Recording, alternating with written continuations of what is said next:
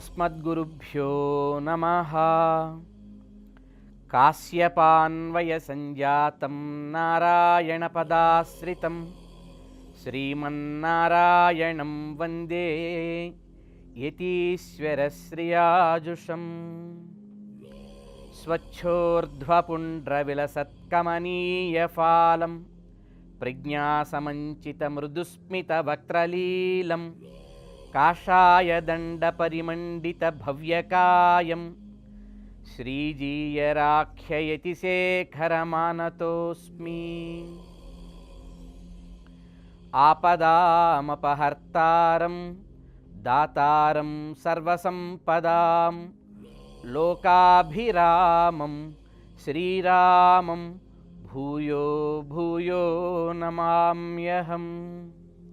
मनोजवं मारुततुल्यवेगं जितेन्द्रियं बुद्धिमतां वरिष्ठं वातात्मजं वानरयूथमुख्यं శ్రీరామదూతం శిరసా నమామి. ఎప్పటికీ సౌందర్యంతో ఎప్పటికీ ఆనందంతో సాగలిగేటువంటి స్థితి మనకు ఏర్పడాలి అంటే ఇంట్లో సుందరకాండ ఉండాలి.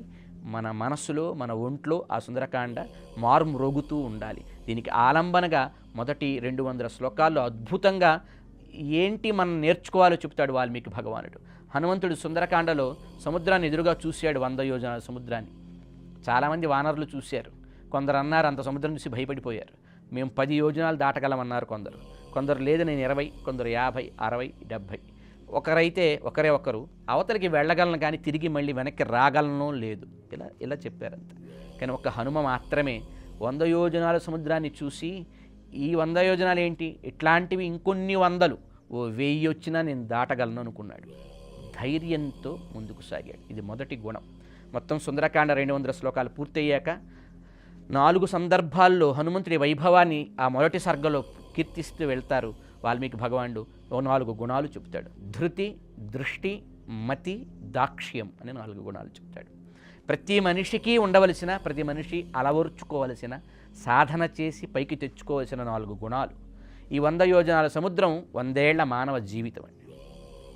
ఈ 100 ఏళ్ల మానవ జీవితం చూసి భయపడిపోతే మనం ఏం సాధించలేము. ఇలాంటివి ఎన్నైనా నేను ఎదుర్కోగలను అనేటువంటి సంకల్పం మనకు కలగాలి. కనుక మనిషి ఏది సాధించాలన్నా మొట్టమొదటి గుణం ధైర్యం. ధైర్యంతో సంకల్పం చేయటం, వెనుదిరిగి వెళ్లకుండా సంకల్పం చేయగలగటం. కొంతమంది పనిలో ఉండే కష్టాలు తలుచుకొని ఆ పనిని చేయటం మానేస్తారట. కొంతమంది పనులు వాడిని ఏమంటామంటే అసలు అధముడు అంటారు. వాడిని పనిలో కష్టాలు వస్తాయని పనులు చేయడమే మానేస్తారు. కొంతమంది పని చేయటం మొదలుపెట్టాక కష్టాలు వస్తే మానేస్తారు, మధ్యముడు అంటాం. కొంతమంది పనులు చేసిన మొదలుపెట్టాక కష్టములు వచ్చినా వాటిని ఓర్చుకొని పనిని పూర్తి చేస్తారు, వాడిని ఉత్తముడు అంటాం అనమాట. హనుమంతుడు అలాంటి వాడు. 100 యోజనాల సముద్రం కనిపిస్తే భయపడలేదు. దానికి కావాల్సిన గుణం ధైర్యము. మనం మానవ జీవితాన్ని ఎదుర్కోవటానికి మనందరిలో ఉండాల్సిన గుణం ధైర్యం అనే గుణం ఉండాలి. ఎన్ని కష్టాలు వచ్చినా ఎప్పుడూ మనం ఈ దేహంలోంచి బయటికి వెళ్ళాలి అనే ప్రయత్నం మనం చేయకూడదు. ఏదో ఒక రోజు టైం వచ్చినప్పుడు మనం ఉందామన్నా ఉండలేం. అప్పుడు తీసుకువెళ్ళేది ఏదో అది తీసుకెళ్ళిపోతుంది. అప్పటిదాకా ఎన్ని ఇబ్బందులు, ఎన్ని ఆటంకాలు, ఎన్ని కష్టాలు వచ్చినా ఈ దేహం నుంచి బయటికి వెళ్లకుండా ఉండగలిగి ఈ సమాజాన్ని, ఈ జీవితాన్ని ఎదుర్కోవాలి. దానికి కావాల్సిన ధైర్యం. హనుమంతుడు 100 యోజనాల సముద్రాన్ని చూసి ధృతి అనే గుణంతో ముందుకు సాగాడు. అయితే అట్లా ప్రయాణం మొదలుపెట్టిన తర్వాత కొద్ది దూరం వెళ్ళిన తర్వాత సముద్ర గర్భంలో నుంచి ఒక పర్వత రాజ్యం పైకి లేచింది. మైనాకమని దాని పేరు. బంగారు కొండ, ఎటైనా పెరగగలిగినది. అది దివ్యమైన కాంచన శిఖరాలతో, హిరణ్మయ దివ్యకాంతులతో అది పైకి లేచింది. చూసిన హనుమ ఇదేదో విఘ్నం కలిగిస్తుంది నా ప్రయాణానికి అనుకున్నాడు. తన వక్షస్సు చేత దాన్ని గురుద్దాడు. అది 1000 చీలికలుగా ముక్కలయ్యింది. అయ్యాక ఒక మానవ రూపం ధరించిన ఆ పర్వత అధిష్టాన దేవత మైనాకుడు అంటారు. పైకి వచ్చి, హనుమ నేను నీకు సేవ చేద్దామని వచ్చాను. నువ్వు ఇంత పెద్ద ఆకాశంలో నిరాలంబంగా ఏ ఆధారం లేకుండా నువ్వు యథేచ్ఛగా స్వేచ్ఛగా సంచరిస్తున్నావు కదా, కొద్దిసేపు నా కొండ మీద నిలబడి చక్కటి ఫలాలు జలాలు స్వీకరించి సేద తీరి మిగతా పనిని బాగా పూర్తి చేసుకో అని అడిగాడు అనమాట. నీవంత గొప్పవాడు అంటే రామకార్యం చేయడం కోసం ఇంత పెద్ద మహాకార్యానికి ఉపక్రమించిన నువ్వంత గొప్పవాడు ఎదురుపడ్డప్పుడు సేవ చేయకుండా ఎలా ఉండగలను నేను అన్నాడు ఆయన. దానికి హనుమంతుడు ఏం చేశాడు, నేను ఒక నియమం పెట్టుకున్నాను. హనుమ, తాను పెరిగాక మహేంద్రగిరి పర్వతం సముద్రానికి ఆవల ఉంది, దాని మీద నిలబడ్డాడు. పర్వతం అంతగా తన కాయాన్ని పెంచాడు. పెంచిన తర్వాత ఒక యోగ సాధకుడు ఎట్లా అయితే ప్రాణాయామంతో అష్టాంగ యోగాన్ని అవలంబిస్తాడో, హనుమ కూడా తన దివ్యమైన శక్తిని ఉద్బోధనం చేసుకున్నాడు. దాన్ని ప్రేరేపణ చేసుకొని శక్తిని ప్రజ్వలితం చేసుకున్నాడు. చేసుకున్న తరువాత ఒక మాట చెప్తాడు, యథా రాఘవ నిర్ముక్త శరస్వ్యసన విక్రమ గచ్చేత్ తత్వద్గమిష్యామి లంకాం రావణపాలితాం అని చెబుతాడు. అక్కడున్న వానరులందరికీ కూడా రాముడు విడిచిన బాణం ఎట్లా వెళుతుందో నేను అలా వెళతానని చెప్తాడు అన్నమాట. అంటే రెండు రకాలుగా భావించి చెప్పేట ఆ మాట. ఒకటి, ఎప్పుడైనా మనం ఒక పని చేస్తున్నప్పుడు నేను చేస్తున్నా, నేను నేను అనే అహంకారం వస్తుంది. అది ఎప్పుడు నీడలా మన పక్కనే ఉంటుంది అహంకారం. కానీ ఆ అహంకారపు నీడకి వెనక సపోర్ట్ ఇచ్చే ఒక మహాశక్తి భగవంతుడు. కనుక అహం ఉండాలి. పెద్దలు చాలా అందంగా చెప్పారు. ఏమని భావించాలి మనం అంటే అహాన్ని తిరగదిప్పాలట. తిరగదిప్పితే ఏమవుతుంది? అహం దాసోహం అవుతుంది అనమాట. అందుకని ఎప్పుడు కూడా అహం అహం అని అనకూడదు. ఈ అహం సిద్ధాంతం వాళ్ళు ప్రపంచంలో చాలామంది ఉన్నారు. ప్రజల్ని కన్ఫ్యూజ్ చేస్తుంటారు వాళ్ళు ఇప్పుడు చాలామంది నిరంతరంగా. కనుక మన కాన్సెప్ట్ ఎప్పుడు, భారతీయమైన వైదిక ధర్మం ఎప్పుడు అహం అహం అని చెప్పదు. అహానికి ముందు ఒక పదం పెట్టింది, దాసోహం, అహం దాసః. ఇది సుందరకాండలోని హనుమంతుడు చెబుతాడు.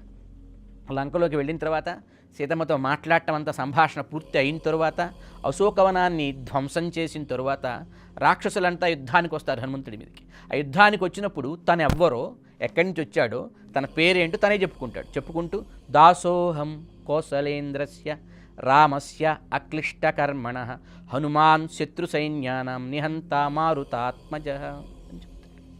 నేను రాముడి యొక్క దాసుణ్ణి. ఎట్లాంటి రాముడు? అక్లిష్టకర్మణ, ఏదైనా కష్టమైన పని ఎదురైనా సరే దాన్ని పూర్తి చేయగలిగిన రాముడు. మధ్యలో వదలడు. పట్టుకున్నాడంటే ఏ కార్యమైనా, ఎంత కష్టసాధ్యమైనా దాన్ని పూర్తి చేయగలిగిన సామర్థ్యం కలిగినటువంటి రాముడికి నేను దాసుణ్ణి. అహం దాసోహం కోసలేంద్రస్య అని చెప్తాడు. ఇది మనం నేర్చుకోవాలి. అహం అహం కాదు అనాల్సింది, దాసోహం దాసోహం. కృష్ణస్య దాసోస్మ్యహం అంటారు కులశేఖరులు. రామస్య దాసోస్మ్యహం అనగలగాలి. భగవంతుడికి దాస్యత్వం చేయటమే ఈ జీవాత్మ యొక్క స్వరూపం. జీవాత్మ యొక్క స్వస్వరూపం అంటాం కదా. స్వస్వరూపం అంటే original form of the soul. ఏమిటంటే మనం డిపెండ్ అయి ఉన్నాం. ఎవరికి డిపెండ్ అయి ఉన్నాం అంటే భగవంతుడికి డిపెండ్ అయి ఉన్నాం. అది తెలియగలిగితే చాలు. భగవద్గీతలో కూడా ఈ మాట అర్జునుడు చెబుతాడు. పాపం ఈ భగవద్గీతని, ఈ రామాయణాన్ని ప్రజలకు చెప్పే వాళ్ళకి ఇది అర్థం కాదు. అది ఆశ్చర్యం వేస్తుంది అనమాట. ఇది భగవద్ అనుగ్రహం అందుకే కావాలి. మనం మొదట చెప్పుకున్నాం, సుందరమైన మానసిక స్థితి, సుందరమైన తత్వం కలిగిన గురువుల వల్లనే లభిస్తుంది. భగవద్గీతలో కూడా కృష్ణుడితో అర్జునుడు అంటాడు ఈ మాట, కార్పణ్య దోషోపహత స్వభావ పృచ్ఛామి త్వాం ధర్మ సమ్మూఢచేతా యచ్ఛ్రేయస్యా నిశ్చితం బ్రూహి తన్మే శిష్యస్తేహం స్యాధి మాం త్వాం ప్రపన్నం. నాకు ధర్మం ఎందు అధర్మబుద్ధి, అధర్మం ఎందు ధర్మబుద్ధి ఏర్పడింది కృష్ణ. నేను సొంతంగా డిసైడ్ చేయలేకపోతున్నాను. ఏది ఆచరించదగినది, ఏది మానదగినది చేయలేకపోతున్నానయా. కార్పణ్యం అనే దోషం నా బుద్ధిని ఆవరించింది. కార్పణ్య దోష అపహత స్వభావ. అందువల్ల నాకు ఉండవలసినటువంటి డిసైడింగ్ ఫ్యాక్టర్ ఎబిలిటీ ఏదైతే ఉంటుందో ఆ ఫ్యాక్టర్కి కావాల్సిన ఎబిలిటీ నా నుంచి కోల్పోయిందాను నేను. కనుక పృచ్ఛామిత్వాం, నిన్ను అడుగుతున్నాను. ధర్మ సమ్మూఢ చేతస్కుడనై అడుగుతున్నాను. నువ్వు నాకు ఎట్లా చెప్పాలి తెలుసా? యచ్ఛ్రేయస్యా నిశ్చితం బ్రూహి, ఏది మంచో దాన్ని చాలా కన్ఫర్మ్ చేసి చెప్పు. ఇప్పుడు మనం ఎవరైనా బయట వాళ్ళు, మనకు తెలియని వాళ్ళు ఏమైనా అడిగితే అలా చేయాలి అలా చేయాలంటే చెప్తాం, కానీ స్ట్రెస్ ఇవ్వలేం. వాళ్ళకి మనకి అంత పెద్ద పరిచయం ఉంటుంది కదా. కానీ అర్జునుడు అంటాడు, మంచేదో ఊరికే చెప్పడం కాదు, నిశ్చితం బ్రూహి, చాలా డిసైడ్ చేసి చెప్పు. ఇదే మంచి అర్జున అని చెప్పు. శాధి మాం, నన్ను శాసించి కూడా చెప్పు. అంటే నెత్తి మీద మొట్టికాయ వేసి కూడా ఇది మంచి, ఇదే చేయి అని చెప్పి చెప్పవయ్యా. నేను నీ శిష్యుణ్ణి, అహం తే శిష్య త్వాం ప్రపన్నం, నేను నీకు ప్రపన్నుణ్ణి అంటే శరణాగతి చేశాను. ఇది జీవాత్మ స్వరూపం. అంటే ప్రపంచంలో హిందూ ధర్మంలో మొత్తం వైదిక సంస్కృతికి ప్రతినిధిగా అనిపించి అందరం గౌరవించే భగవద్గీతలో అర్జునుడు తను ఎలా అడగాలో దేవుని నేర్పిన శ్లోకం ఇది. నేను నీ దాసుణ్ణయ్యా, నీ శిష్యుణ్ణయ్యా, నిన్ను అడుగుతున్నాను, నాకు ఏది మంచో నువ్వే శాసించన్నాడు. అక్కడ దాసత్వాన్ని చెప్పాడు. రామాయణపు సుందరకాండలో కూడా హనుమంతుడు దాసోహం కోసలేంద్రస్య, ఈ దాస స్వరూపాన్ని చెబుతాడు అనమాట. అందుకే పెద్దలు చెబుతారు, నేను నాది, నేనను నాదను భావం వదులుకో, భగవానుని శ్రీకరమున పరికరమై మెదలుకో. All are instruments of the god of hand of god అనమాట. భగవంతుడి యొక్క చేతిలో మనం పరికరాలు. ఒక దివ్య శక్తి, సూపర్ న్యాచురల్ ఎనర్జీ ఏదైతే మన బిహైండ్ ఉండి ఈ మొత్తం విశ్వాన్ని లీడ్ చేస్తుందో, శాసిస్తుందో, దాని చేతిలో మనంతా ఇన్స్ట్రుమెంట్స్. ఈ భావం ఎప్పుడు ఉంటుందో మనలో ఏ గొప్పతనాలు ఉన్నా అహంకారం మనకి రాదు. మనకు మంచి బాగా మాట్లాడగలిగే సామర్థ్యం ఉంది, ఇది బాగా రాయగలిగే సామర్థ్యం ఉంది, ఇది బాగా గీయగలిగే, పాడగలిగే, మరొకటి ఏ గొప్పతనాలు మనలో ఉన్నా ఇవన్నింటికీ వెనక ఉండి ఆ శక్తిని ఇస్తున్నవాడు ఒకడు ఉన్నాడనే భావం కలిగి అతడి యందు నువ్వు దాసుడిని ఎప్పుడు అనుకుంటావో, ఇచ్చేవాడికి కదా గౌరవం. ఎప్పుడు కూడా ఇచ్చేవాడిని కదా ఎప్పుడు మనం కీర్తిస్తూ ఉంటాం. ఏది మెయిన్ సోర్స్ నుంచి ఒక ఎనర్జీ వస్తుందో ఆ సోర్స్ని కదా మనం గౌరవిస్తాం. అది మర్చిపోనప్పుడు, ఆ సోర్స్ని మర్చిపోతే బయటికి కనబడుతున్నటువంటి విజిబిలిటీగా కనబడుతున్నదే గొప్పది అనుకుంటూ ఉంటాం. కనుక ఇది మనలో ఏర్పడాలి. కనుక ఇది హనుమంతుడు చెప్తాడు. రామబాణానికి ఒక ప్రత్యేకత ఉందండి. ప్రపంచంలో మిగతా బాణాలకి లేని ప్రత్యేకత రామబాణానికి. ఏమిటది? ఎప్పుడైనా ఒక బాణం ఒక టార్గెట్కి వేసామనుకోండి, టార్గెట్ని టచ్ చేసి ఫినిష్ చేసి బాణం అక్కడ పడిపోతుంది ఎక్స్పర్ట్స్ అయితే. రాముడి బాణం టార్గెట్ పూర్తి చేసి మళ్ళీ వెనక్కి వస్తుంది. అది రామబాణం గొప్పతనం. వెనక్కి వచ్చి అమ్ముల పొదిలో కూర్చుంటుంది. సుగ్రీవుడు చూశాడు ఇది. For more videos like this, subscribe Big TV channel.